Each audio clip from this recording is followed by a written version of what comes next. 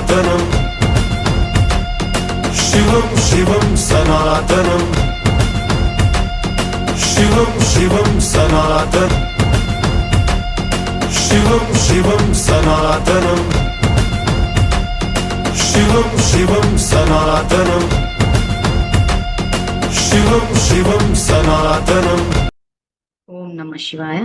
అందరికీ నమస్కారము. So Bhagavad Gita practical life అన్న ఈ సిరీస్ లో ఇప్పటి వరకు 64 ఎపిసోడ్లు చేశాము. ఇది 65వ ఎపిసోడ్. సో ఇప్పటికి మనకు గ్యాప్ ఇచ్చాము అని అంటే చాలా మంది కొత్త వాళ్ళు చేరుతున్నారు. మేము మా స్పీడ్ లో మేము చేసుకుంటూ వెళ్ళిపోతున్నాం, కానీ సబ్జెక్ట్ అందరూ క్యాచ్ చేయాలి అని అంటే కొంత గ్యాప్ ఇస్తే అందరూ చూస్తారన్నది మా ఉద్దేశం. సో చాలా మంది ఎపిసోడ్స్ కవర్ చేశారు, ప్రాక్టికల్ లైఫ్ లో కూడా తీసుకొస్తున్నారు. కానీ మాకు వచ్చే ఫోన్ కాల్స్, ఇంటరాక్షన్స్ దీనివల్ల అర్థమైంది ఏంటంటే ఇంకా ఎక్కడో ప్రాక్టికల్ లైఫ్ లో కొంచెము అటు ఇటు అవుతున్నా. చెయ్యాలన్న ఉద్దేశం ఉంది, మంచి ఉద్దేశమే. We appreciate that. మీరు అందరూ ఆ సంపూర్ణ స్థితి ఏదైతే ఆరోగ్యంగా సంతోషంగా ఉండాలో ఆ స్థితికి చేరాలన్న శుభకామనే మాది. సో కాబట్టి ఈ రోజు ఎపిసోడ్ స్టార్ట్ చేసే ముందు ఒకసారి పరమాత్మను తలుచుకుందాం. ఎందుకంటే ఆత్మజ్ఞానాన్ని అర్థం చేసుకోవడానికి మనం ఆత్మాన్న స్థితిలో ఉండాలి. ఇక్కడ జ్ఞానం ఏదైతే ఇప్పుడు భగవంతుడు మనకి ఇస్తున్నారో యాక్చువల్ గా మనం డైరెక్ట్ గా క్యాచ్ చేయాలి, లేదంటే మా లాంటి వాళ్ళు చెప్పినప్పుడు ఆత్మాన్న స్థితిలో వినాలి. సో మళ్ళీ నేను స్టేట్మెంట్ రిపీట్ చేస్తున్నాను. భగవద్గీత, రామాయణం, మహాభారతాలు ఆత్మకి వర్తింపచేస్తే రైట్ ఆన్సర్స్ వస్తాయి, శరీరానికి వర్తింపచేస్తే రాంగ్ ఆన్సర్స్ వస్తాయి. సో మన స్థితి, పరమాత్మ యొక్క స్థితి రెండు సమానంగా ఉండాలి. ఆయన ఇక్కడ ఆత్మాన్న స్థితిలో ఉండి మనం ఇక్కడ దేహం అన్న స్థితిలో ఉంటే ఈ మిస్ మ్యాచ్ వచ్చేస్తుంది, గ్యాప్ వచ్చేస్తుంది. అందుకే చాలా మందికి అర్థం కాకుండా పోతుంది. మేము చదివామండి భగవద్గీత కానీ అర్థం కాలేదు అంటారు. ఎందుకు అర్థం కాలేదంటే ఆయన ఆత్మజ్ఞానం చెప్తున్నారు, మనము దేహ జ్ఞానం అనుకుంటున్నాం. ఆ తర్వాత ఆయన స్థితి ఆత్మాన్న స్థితి అయితే మనది దేహం అన్న స్థితిలో ఈ గ్యాప్ వచ్చేయడం వల్ల ఏమైపోయిందంటే సబ్జెక్ట్ క్యాచ్ చేయలేకపోయాం. సో కాబట్టి ముందుగా భగవంతుని తలుచుకుందాము. ఇక్కడ స్క్రీన్ మీద కూడా వేసి చూపిస్తున్నాము, మీరు చేయాల్సిన పద్ధతి ఇది.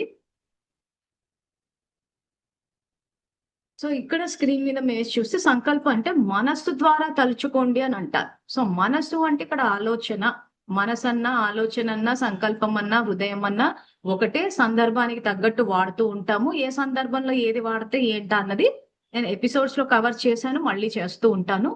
సో ఇక్కడ మనస్సు ద్వారా అంటే ఇక్కడ first of all switch on అవ్వాలి. ఎందుకంటే మనకి జ్ఞానాన్ని ప్రాక్టికల్ లైఫ్ లోకి తేవాలంటే శక్తి అవసరం. ఇప్పుడు శాంతితోటి వ్యవహరించాలన్న విషయం అందరికీ తెలిసిందే, నేనేం కొత్త విషయం చెప్పట్లేదు. కానీ కొంతమంది చేయగలుగుతారు, కొంతమంది చేయలేకపోతారు. ఎందుకంటే ఆ శక్తి అవసరం. ఆ శక్తి అన్నది భగవంతుడి నుంచి వస్తుంది, నిరాకార శివ పరమాత్మ నుంచి. ఎందుకు భగవంతుడు నిరాకారుని అంటున్నాం అన్నది కూడా ఎపిసోడ్స్ లో కవర్ చేసాము, మళ్ళీ రాబోయే ఎపిసోడ్స్ లో కూడా కవర్ చేస్తాము. అంటే నిరాకార శివ పరమాత్మ అంటే ఒక శక్తి, ఒక వ్యక్తి కాదు. జనన మరణ చక్రంలోకి రారు, అది కూడా మనం శ్లోకం వేసుకుని తెలుసుకున్నాము. కాబట్టి ఎపిసోడ్స్ చూసే వాళ్ళు ఒక్కొక్క ఎపిసోడ్స్ కనెక్ట్ అయి ఉన్నాయి, ఇంటర్ రిలేటెడ్ అయి ఉన్నాయి. కాబట్టి లైన్ గా చూస్తే తెలుస్తుంది. మీరు మధ్యలో ఒక ఎపిసోడ్ చూసేసారంటే కన్ఫ్యూజింగ్ అవ్వచ్చు, మళ్ళీ అనకూడని మాటలు అనేసి మళ్ళీ ఇంత పాపాన్ని జమ్మేసే అవకాశాలు కూడా ఉంటాయి. ఇప్పటికే పాపభారం ఎక్కువ అయిపోయింది. సో ఇలా పద్ధతి ప్రకారం చూడకుండా ఏదో ఎపిసోడ్ చూసేసి సొంత అభిప్రాయాలు ఫామ్ అయిపోయి ఇలా చెప్పారు అలా చెప్పారని ఇంకింత పోగేసుకునే కన్నా కొంత ఓపిక పెట్టుకుని నంబరింగ్ ఎలాగూ ఇచ్చాం మేము, ఆ నంబరింగ్ ప్రకారం చూస్తూ పోతే మీకు ఈజీగా అర్థమవుతుంది. సో కాబట్టి ఇప్పుడు ఒక్కసారి పరమాత్మ కనెక్ట్ అవుదాము. సో నేను ఆత్మను, అందరూ నాతో పాటు చేయండి. సో యూట్యూబ్ ద్వారా వింటున్నారు కాబట్టి వినేటప్పుడు ఒక్కసారి కనెక్ట్ అవ్వండి ఆయనకి. మీరు ఊరికి అలా జరిపేసేయడమో అలా క్యాజువల్ గా వెళ్ళిపోవడం కాకుండా మీ స్థితిని తయారు చేసుకోవాలి. సో ఆలోచన చేస్తే స్థితి తయారవుతుంది. అంటే మన పదాలు మారితే మన ఎనర్జీ అన్నమాట. ఎనర్జీ అన్నది సైంటిఫిక్ పదము, ఆత్మ అన్నది ఆధ్యాత్మికమైన పదం. సో ఇక్కడ నేను ఆత్మను, శాంతి స్వరూపాన్ని, శివ పరమాత్మ నా తండ్రి. సో ఎప్పుడైతే నేను ఆత్మని, శాంతి స్వరూపాన్ని, శివ పరమాత్మ నా తండ్రి అన్నప్పుడు పరమాత్మలోని దివ్య కిరణాలు ఇలా ఆత్మలోకి వస్తాయి. మనకు కనిపించే గోల్డెన్ రేస్ అంటారు, అంటే ఒక బంగారపు వర్ణంలో ఆ రకమైన కాంతి కిరణాలు మన ఆత్మలోకి వస్తాయి. ఇది కనిపించదు, ఇది కంటికి కనిపించే జ్ఞానము కాదు. కానీ మీకు దైనందిన జీవితంలో ఆచార వ్యవహారాలు, కార్య వ్యవహారాలు చేసేటప్పుడు మీకు ఆ తేడా తెలుస్తుంది. సో ఎక్కడ తెలుస్తుంది, ఎలా చెక్ చేసుకోవాలన్నది కూడా నేను మీకు గైడెన్స్ ఇస్తాను. సో అందరూ ఒక్క నిమిషము, నేను ఆత్మను, శాంతి స్వరూపాన్ని, శివ పరమాత్మ నా తండ్రి.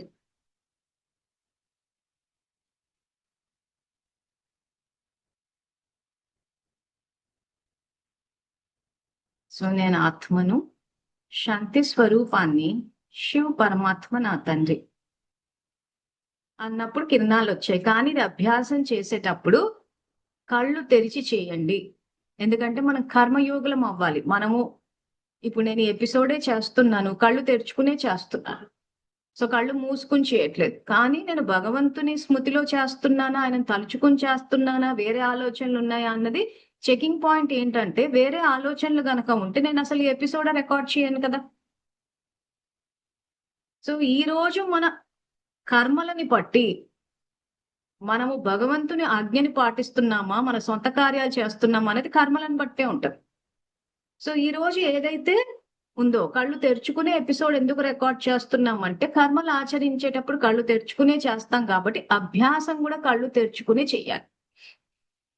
అప్పుడు ఈ రికార్డింగ్ కానీ, ఈ పని అయిపోయిన తర్వాత ఇంటి పని కానీ, బయటి పని కానీ, డ్రైవింగ్ కానీ, వ్యక్తులతో అన్ని కళ్ళు తెరుచుకునే చేస్తాం కాబట్టి ఆ చేసేటప్పుడు మనది ఆత్మాన్న స్థితి అయి ఉండాలి. మన స్వధర్మంలో ఉండాలి. స్వధర్మంలో ఉండి కర్మలు ఆచరించాలి. ఈ స్వధర్మంలో ఉండి కర్మలు ఆచరించడం కోసం అని చెప్పేసి మనం అభ్యాసం చేసేటప్పుడు కళ్ళు తెరుచుకుని చేస్తాము. సో కన్ఫ్యూజ్ అవ్వద్దు, ఎందుకు కళ్ళు తెరుచుకుంటున్నామా, ఎందుకు మూసుకుంటున్నామా అని చెప్పి క్లియర్ గా ఎక్స్ప్లెయిన్ చేస్తున్నాము. కాస్త ఓపిగ్గా వినాలి. ఎందుకంటే కొంతమంది ఇంత క్లియర్ గా చెప్పినా గానీ మళ్ళీ అదే ప్రశ్న అడుగుతున్నారు. సో కాబట్టి ఇది ఎట్లాగో రికార్డింగే కాబట్టి కాస్త మీరు యూట్యూబ్ దీన్ని వెనక ముందు చూసుకుని కూడా వినొచ్చు. సో అలా చేస్తే ఏమవుతుందంటే మీకు కరెక్ట్ గా అర్థమవుతుంది. ఎందుకంటే ఇప్పుడు ఫోన్లు చేసే ప్రతి వాళ్ళకి కూర్చోబెట్టి ఒక్కొక్కరికి చెప్పలేం కదా. సో దీంట్లో ఉన్న బ్యూటీ ఏంటంటే మీకు రికార్డింగ్ కాబట్టి మళ్ళీ మళ్ళీ దీన్ని రివైండ్ చేసుకుని వినొచ్చు. మళ్ళీ మళ్ళీ విన్నప్పుడు ఏమవుతుంది, మీకు క్లారిటీ వస్తుంది. మీరు అలా సినిమా చూసిన టైప్ లో చూసేస్తే అది ముందుకు వెళ్ళిపోదు. కానీ సినిమాలు మనకు గుర్తుంటాయి.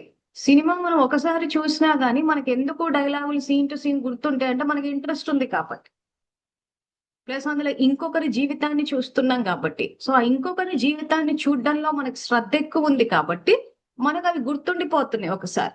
ఇది ఎందుకు గుర్తుండట్లేదు అంటే మన జీవితం పట్ల మనకి ఇంట్రెస్ట్ లేదు, బాధ్యత లేదు. సో కాబట్టి మనకి ఏం గుర్తుండట్లేదు అనమాట. సో జనాలకి ఏంటంటే దుఃఖపడి ఏడ్చి ఏడ్చి అలవాటు అయిపోయింది. ఈ రోజు ఏడవకుండా సంతోషంగా ఉండాలంటే కూడా ఊహించలేని పరిస్థితి అన్నట్టుంది. ఎందుకంటే అలవాటు అయిపోయింది.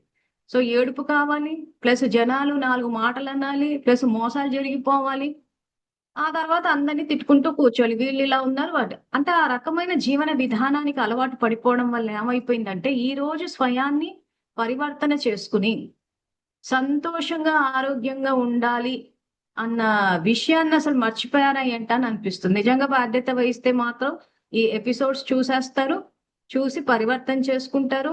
మళ్ళీ ఆ స్టాండర్డ్ డైలాగ్ ఏదైతే ఉందో మా దగ్గర టైం లేదంటే అని చెప్పేసి ఆ స్టాండర్డ్ డైలాగులు మానేస్తారు.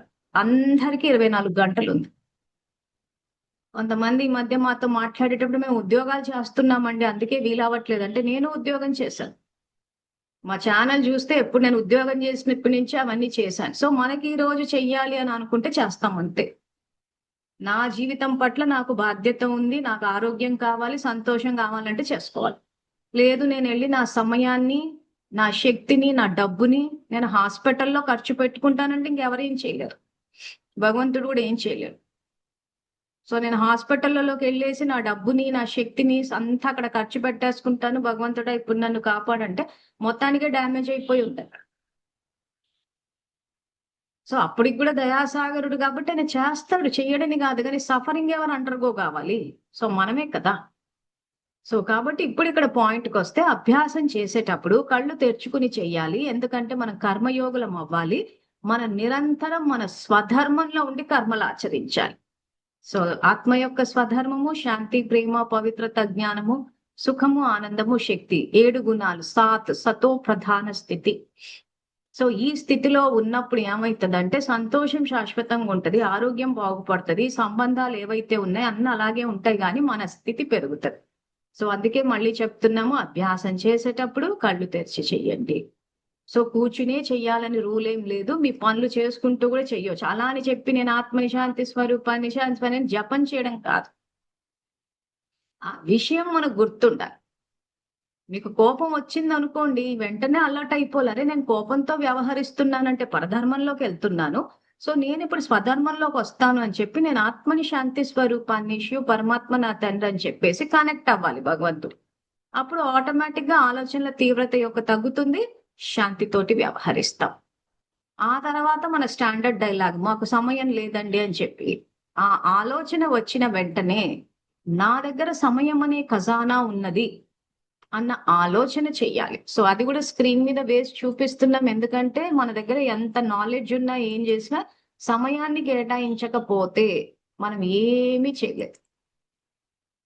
సో సమయం లేదా అంటే ఉన్నది. సో దాన్ని ఎట్లా ఉపయోగిస్తున్నామా అన్నది ఇక్కడ సబ్జెక్ట్. సో మనకే తెలిసిపోతుంది రోజంతా కూర్చుని ఏం చేస్తున్నామా అని చెప్పేసి. సో ఈ రోజు ఒక మొబైల్ ఫోన్ పట్టుకుని గంటలు గంటలు కూర్చోగలుగుతున్నారు. ఎందుకు అంటే ఇతరుల జీవితాన్ని చూస్తున్నారు కాబట్టి టైం పాస్ అవుతారు. అదే స్వయాన్ని చూసుకోవాలి అని అంటే భయమే వస్తుంది, నిజాయితీ లోపిస్తుంది. సో ఇక్కడ భగవంతుని పాత్ర. సో ఎందుకు ఈ సిరీస్ తెలుసుకుంటున్నాము? ఈ రోజు మన భగవంతుడు ఏదైతే దుఃఖహర్త అని అంటారో ఆ దుఃఖాన్ని పోగొట్టుకోవడానికి ఆయన గైడెన్స్ ఇస్తున్నారు, ట్రైనింగ్ ఇస్తున్నారు. ప్లస్ యూట్యూబ్ ద్వారా మీ ఇళ్లలోకి మీ అనుకూలానికి తగ్గట్టు వచ్చేసింది. అంటే భగవంతుడు ఎంత దయాసాగరుడో చూడండి. లేకపోతే భక్తి మార్గం యొక్క గురువుల దగ్గరికి వెళ్తే అసలు వాళ్ళేదో అలా గుంపులో కూర్చుని వింటూ ఉంటాం. ప్లస్ అసలు తాబేలు ఎగ్జాంపుల్, అసలు నా దగ్గర సమయం అనే ఖజానా ఉన్నది అని చెప్పిన ఈ శ్రేష్ఠ సంకల్పాలు ఏవైతే ఉన్నాయో అవి ఎక్కడ నేర్పించట్లేదు. ఈ రోజు భగవంతుడు స్వయంగా మీకు అవన్నీ నేర్పిస్తున్నప్పుడు ఉపయోగించుకోవాలి దాన్ని. మనమంతా ఎక్కడో కష్టాలు వచ్చినప్పుడు ఆయన తలుచుకున్నాం, వచ్చి కాపాడమన్నారు. సో ఎప్పుడైతే మనం భగవంతుడి దగ్గరికి వెళ్ళి మనం కాపాడమంటామో, సమస్యలు చెప్తామో, సో అప్పుడు భగవంతుడు మనకు సత్యాన్ని తెలియజేస్తారు. సో అందుకే అందరికి ఇదే చెప్తున్నాము. నా దగ్గర సమయం అనే ఖజానా ఉన్నది అన్న దాంతో మీరు దాన్ని రీప్లేస్ చేయాలి. ఆ సంకల్పం స్థానంలో ఇది చెయ్యాలి. అప్పుడే మీకు ఆ 24 గంటలు ఏ రకంగా ఉపయోగించుకోవాలన్నది తెలుస్తుంది. ఆ తర్వాత భగవంతుడు ఇచ్చే సంకేతాలు గాని, భగవంతుడు ఇచ్చే మార్గదర్శనాన్ని గాని తీసుకోగలుగుతాం. సో ఎప్పుడైనా మనం భగవంతుడి దగ్గరికి వెళ్ళి నాకు ఈ సమస్య ఉంది అని చెప్పినప్పుడు ఆయన సత్యాన్ని తెలియజేస్తారు. మనం ఏంటంటే నువ్వు వాళ్ళని మార్చు, వీళ్ళని మార్చు అని చెప్పి ఆయనకు ఐడియాలు ఇస్తూ ఉంటాం. ఆయనకి ఆర్డర్లు వేస్తూ ఉంటాం. ఎందుకు అలా ఐడియాలు ఇచ్చి ఆర్డర్లు వేస్తూ ఉంటామంటే ఆయన కన్నా ఇంకా 4 స్టెప్పులు మనమే ఉన్నామన్న భావన మనలో వచ్చింది. లేకపోతే జ్ఞానసాగరుడికి ఐడియాలు ఇవ్వడం ఏంటి అసలు? ఆయనకు తెలీదా సమస్య ఎట్లా పరిష్కరించాలో? తెలుసు. కానీ ఆయనకు తెలుసు అన్న విషయం మనకు తెలియదు అనమాట. ఎందుకంటే మనకు ఆయన కన్నా మనకే ఎక్కువ తెలుసు అని ఫలానా సమస్య వస్తే ఇదిగో ఈ రకంగా మీరు హ్యాండిల్ చెయ్యండి. అసలు మాట్లాడేటప్పుడు మీరు కూడా కాదు, నువ్వు అలా చెయ్యి, నువ్వు ఇలా చెయ్యి, నీకు నేను ఇది పెడతాను, నీకు ఎప్పట్లాగా మీకు ప్రసాదాలు చేయించేస్తాం, ఎప్పట్లాగా మీకు డబ్బులు వేసేస్తాము, నడుచుకుంటూ వచ్చేస్తాము, వచ్చేసేస్తాం. సో మనం ఏమేం చేస్తున్నామో భక్తిలో మనందరికీ తెలుసు. సో భక్తిలో అందుకే ఏమైందంటే పద్ధతులు పాటిస్తున్నాం కానీ భక్తిలో ధర్మం లేదు. జ్ఞానసాగరుడికి కర్మల యొక్క గుహ్యగతి దాతకి మనం ఐడియాలు ఇచ్చి ఆర్డర్లు వేసేసి ఆ తర్వాత ఇది తినిపి ఈ రెసిపీ తయారు చేసి పెడతాం, ఈ డబ్బు ఇస్తున్నాం అంటే మనం ఏ స్థితిలో ఉన్నామో చూసుకోవాలి. మనం ఇవేవి చేసినా భగవంతుడు మనం ఇదేం పగ ఏం పట్టుకోరు, ఖచ్చితంగా కాపాడతాడు. కానీ మనం సమస్య తీసుకుని వెళ్ళినప్పుడు ఆయన సత్యాన్ని తెలియజేస్తారు. ఉదాహరణకి నేను స్టేట్ బ్యాంక్ ఆఫ్ ఇండియాలో ఆఫీసర్ గా చేశానన్న విషయం ఇంతకన్నా ముందు కూడా చెప్పాను. సో మేము స్టేట్ బ్యాంక్ లో పనిచేసేటప్పుడు సమస్యలు వచ్చేవి మాకు. నిజాయితీగా ఉద్యోగం చేశాం. ఆ నిజాయితీగా ఉద్యోగం చేస్తున్నందుకు కొన్ని సందర్భాల్లో ఏంటంటే నిలబడ్డాం. తప్పులు జరిగినప్పుడు కూడా తప్పులకు వ్యతిరేకంగా తప్పులతో పాటు ఆ ప్రవాహంలోకి వెళ్ళిపోకుండా, తప్పుని సమర్థించకుండా నిలబడ్డాం. ఆ నిలబడ్డప్పుడు ఏమైందంటే కొన్నిసార్లు ట్రాన్స్ఫర్స్ వచ్చినాయి, సమస్యలు వచ్చాయి. సో మేము నిజాయితీగా ఉన్నందుకే సమస్యలు వచ్చాయి అని అనుకునేవాళ్ళు. సో నిజాయితీగా ఉన్నందుకు సమస్యలు వచ్చాయి అంటే నిజాయితీ అన్నది దైవీ గుణం. ఈ దైవీ గుణం వల్ల ఏమైందంటే యాక్చువల్‌గా సమస్యలు రావు. కానీ అప్పుడు ఆ రోజుల్లో ఆ రకంగా అనుకునేవాళ్ళు. సో భగవంతుడిని కాంటాక్ట్ చేస్తే ఏం చేస్తారు? సత్యాన్ని తెలియజేస్తారు. ఎలా తెలియజేస్తారు? మీకు ఇందాక చెప్పినట్టు ఆయన కాంటాక్ట్ చేసినప్పుడు, ఆయన కనెక్ట్ అయినప్పుడు మన బుద్ధికే టచ్ అవుతది. లేదా ఎవరి ద్వారా అన్న తెలుస్తది.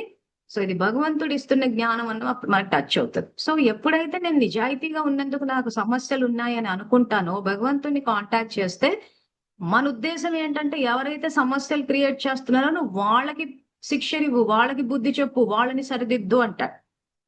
సో ఇక్కడ భగవంతుని న్యాయస్థానంలో వకీళ్ళు ఉండరు ఇంకా. అంటే మన కేసుని మనం వెళ్ళి సమర్థించుకోవడం అన్నది ఆయన న్యాయస్థానంలో ఉండదు.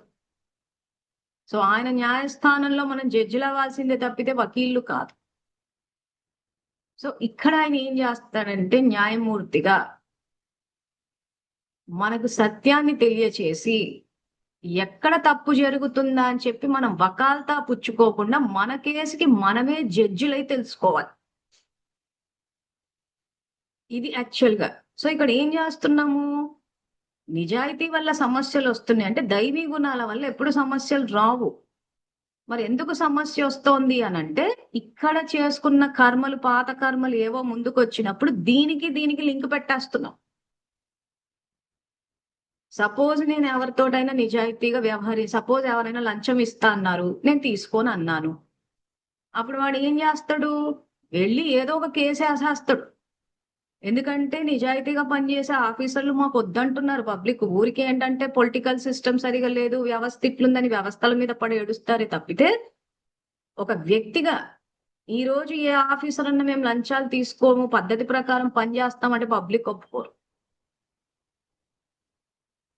అటువంటి సమయంలో ఇక్కడ భగవంతుడు ఏం చేస్తాడంటే అలాంటి వ్యక్తుల్ని డీల్ చేసేటప్పుడు శక్తిని ఇస్తాడు మనకి.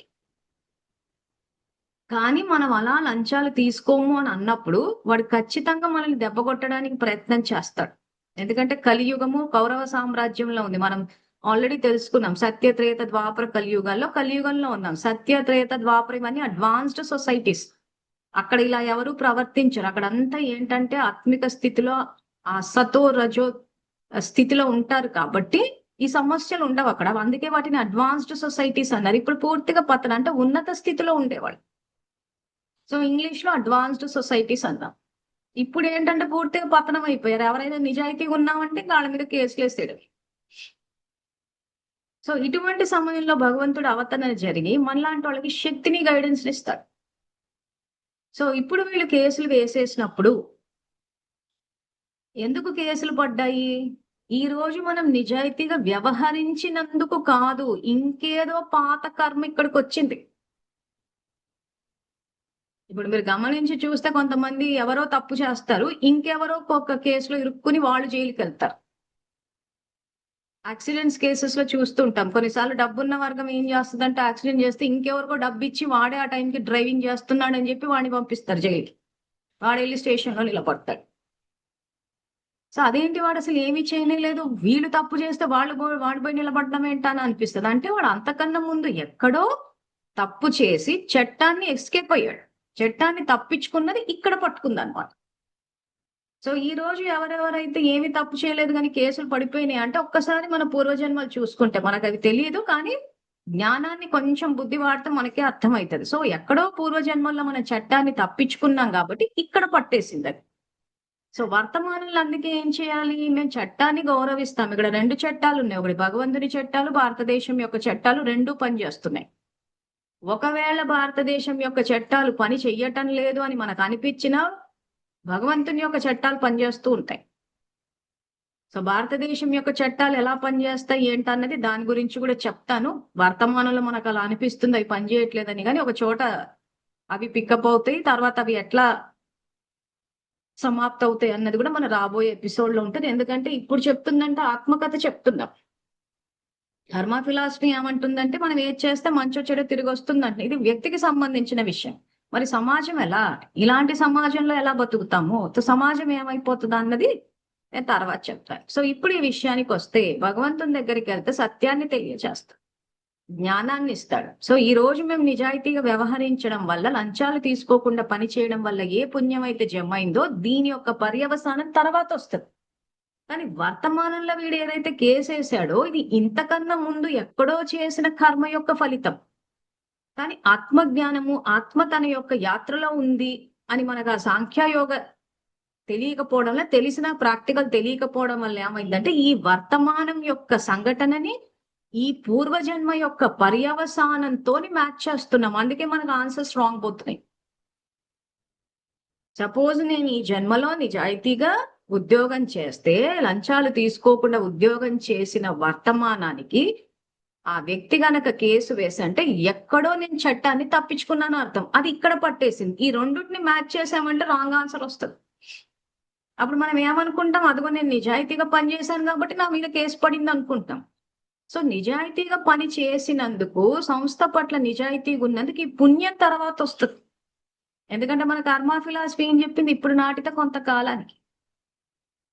సో ఈ కేసు ఎందుకు పడింది, అంతకన్నా ముందు ఎక్కడో చట్టాన్ని తప్పించుకున్నది ఇప్పుడు ఇక్కడికి వచ్చింది. దీన్ని మ్యాచ్ చేసి కన్ఫ్యూజ్ అవ్వకూడదు. ఇదే సత్యాన్ని భగవంతుడు తెలియచేస్తాడు. ఎందుకంటే నిజాయితీ వల్ల ఎప్పుడు సమస్యలు రావు. సో నిజాయితీ వల్ల సమస్య వస్తుందంటే మనం పర్యవసానాన్ని నిర్ణయించేసాం. భగవద్గీత ఏం చెప్తోంది, కర్మలు ఆచరించండి, పర్యవసానాన్ని నా మీద వదిలేయండి అన్నాడు. కానీ ఇది మనమే నిర్ణయిస్తున్నాం, అది మనమే నిర్ణయించి ఇంత బరువును ఎత్తేసుకుని అమ్మో జీవితం భారం అయిపోయింది అనుకుంటున్నాం. సో అందుకే భగవంతుడు భగవద్గీత ద్వారా మనకి జ్ఞానాన్ని ఇచ్చి జీవితం అన్నది ఎంత సులువా అని చెప్తున్నారు. సో అలా వచ్చినప్పుడు ఏం చేయాలి, వర్తమానంలో భగవంతుడు ఎదురుగా ఇంకా ఎప్పటికీ ఏ తప్పు చెయ్యము అని క్షమాపణలు వేడుకుని ఇంకా ఇక్కడి నుంచి ధర్మం ప్రకారం వెళ్ళాలి. ఇంక ఇప్పటి నుంచి స్వధర్మంలో జీవించాలి. అప్పుడు గత జన్మ యొక్క పాపకర్మలు ఏమైనా వచ్చినా వాటి యొక్క ప్రభావం మన మీద పడదు. ఎందుకంటే మన స్థితి పెరిగి. సో దీన్నే భక్తి మార్గంలో ఏం చేశారనంటే నీళ్ళలో స్నానం చేయండి అని చెప్పారు. గంగా నదిలో. అంటే గంగా అంటే జ్ఞాన గంగ. సో ఇప్పుడు మనకు జ్ఞానం వచ్చింది. ఏమంటే నిజాయితీ దైవీ గుణము, దైవీ గుణాల వల్ల సమస్యలు రావు, పూర్వజన్మలు అన్నవి వస్తున్నాయి కాబట్టి మనం మ్యాచ్ చేసుకొని కన్ఫ్యూజ్ అవుతాం. సో జ్ఞాన గంగలో మునిగాము కాబట్టి ఇప్పుడు మళ్ళీ తప్పులు చెయ్యకుండా ఇంకా వర్తమానం నుంచి స్వధర్మంలో వెళ్ళిపోతే ఇంకా పాపాలన్నీ పోయినట్టేగా. సో దీన్నే భక్తి మార్గంలో జ్ఞాన గంగలో స్నానం చేస్తే, గంగలో స్నానం చేస్తే పాపాలు పోతాయి అనేసి స్థూలంగా తీసుకొచ్చారు. ఒకవేళ ఎవరైనా భక్తి యొక్క విధి విధానాల ద్వారా వస్తే, మనం అది కూడా ఆల్రెడీ చెప్పుకున్నాము, ఒకవేళ డైరెక్ట్ గా భగవంతుడికి కనెక్ట్ కాలేకపోతే, సమర్థత లేకపోతే భక్తి యొక్క విధి విధానాల ద్వారా రండి అని చెప్పారు. సో జ్ఞాన మార్గంలో డైరెక్ట్ గానే కనెక్ట్ అవుతాము. ఆ జ్ఞాన గంగ అంటే జ్ఞానం ఇచ్చారు నిజాయితీ గురించి. సో ఆ జ్ఞాన గంగలో సత్యాన్ని జ్ఞాన గంగలో మన ఆత్మ మునిగినప్పుడు, మన మనసు మునిగినప్పుడు, మన స్థితి పెరిగినప్పుడు ఇంకా ఆ తర్వాత ఏ పాపపాత వచ్చినా మనకి దాని ప్రభావం పడదు. ఈ పద్ధతిలో చేయలేని వాళ్ళు భక్తి మార్గం యొక్క విధి విధానాల్లో ఏ నదిలోనన్నా మునిగి ప్రతిజ్ఞ చేసుకోవాలి. ఇంకా ఈ రోజు నుంచి నేను ఏ తప్పు చెయ్యను అని వర్తమానంలో అనుకున్నప్పుడు భగవంతుడి నుంచి శక్తి వస్తుంది. అంటే నీళ్ళలో మునుగుతాం అన్నమాట. స్థూలంగా నీళ్ళలో మునిగి భగవంతుని తర్వాత ఏం చేస్తారు, నీళ్ళ మునిగాక వెళ్ళి శివుడికి అక్కడ అభిషేకం చేస్తుంటారు. కాశీలో గనక చూస్తే ఎక్కడైనా అదే యాక్చువల్ పద్ధతి. స్వామివారి దర్శనం చేసుకొని వస్తాం నదుల్లో స్నానం చేసి వచ్చాక. అంటే ఏం చేయాలి, స్నానం చేసుకుని స్వామివారి ఎదురుగా ప్రతిజ్ఞ చెయ్యాలి. ఇంకా ఈ రోజు నుంచి నేను ఏ తప్పు చెయ్యను అన్నప్పుడు ఏమవుతుంది, మన స్థితి పెరుగుతుంది, స్వామివారు శక్తి ఇస్తారు. ఇంక ఇక్కడి నుంచి ధర్మం ప్రకారం, ధర్మం అంటే ఏంటి, ఇందాక చెప్పిన స్వధర్మం, మన 7 గుణాలు ఏవైతే వాటి అనుసారంగా జీవితాన్ని గడిపినప్పుడు మన స్థితి పైకుంటుంది. కాబట్టి గత జన్మ పాపాలు ఏవైతే ఉన్నాయో వాటి యొక్క ప్రభావం మన మీద పడదు. ఇది భక్తి యొక్క విధి విధానాల ద్వారా వస్తే చేయాల్సిన పద్ధతి. సో ఈ రోజు ఎపిసోడ్ లో మనం ఫస్ట్ కళ్ళు తెరిచి చెయ్యాలని చెప్పేసి ఒక విషయం తెలుసుకున్నాము. తర్వాత భగవంతుని దగ్గరికి వెళ్ళినప్పుడు ఆయన సత్యాన్ని తెలియజేస్తారు. అది తెలుసుకున్న తర్వాత ఇక జ్ఞాన నేత్రంతో గనక చూసుకుంటే ఇంకా జీవితం సంతోషంగా, ఆరోగ్యంగా, సంబంధాలన్నీ ఎంతో రిస్కీగా, కాంప్లికేటెడ్ గా అనిపిస్తూ ఉంటాయి. సో సంబంధాలు, మనుషులు ఎవరు మారరు, అది గుర్తుపెట్టుకోండి. ఖాతాలు సమాప్తి అయితేనే మనకు అక్కడ మార్పు కనిపిస్తుంది ఎక్కువ మటుకు. సో వర్తమానంలో మన స్థితిని పెంచేస్తాడు. సో కర్మయోగులు అవ్వాలన్నా భగవద్గీత ప్రాక్టికల్ లైఫ్ అంటే కళ్ళు తెరిచి యోగం చేస్తాము, తర్వాత మన స్టాండర్డ్ డైలాగ్ ఏదైతుందో మా దగ్గర టైం లేదు అన్న ఆలోచనని పూర్తిగా తుడిచిపెట్టేసేయాలి. తుడిచేసి నా దగ్గర సమయం అనే ఖజానా ఉన్నది అని అనుకున్నప్పుడు ఈ ఖజానాలు మనకి అనుభవంలోకి వస్తాయి. సో అప్పుడు ఈ ఖజానాలు మనకు అనుభవంలోకి వస్తాయి. అప్పుడు ఆ దైవీ గుణాల యొక్క మాధుర్యం ఏమైతుందో మనకి అనుభవంలోకి వస్తుంది.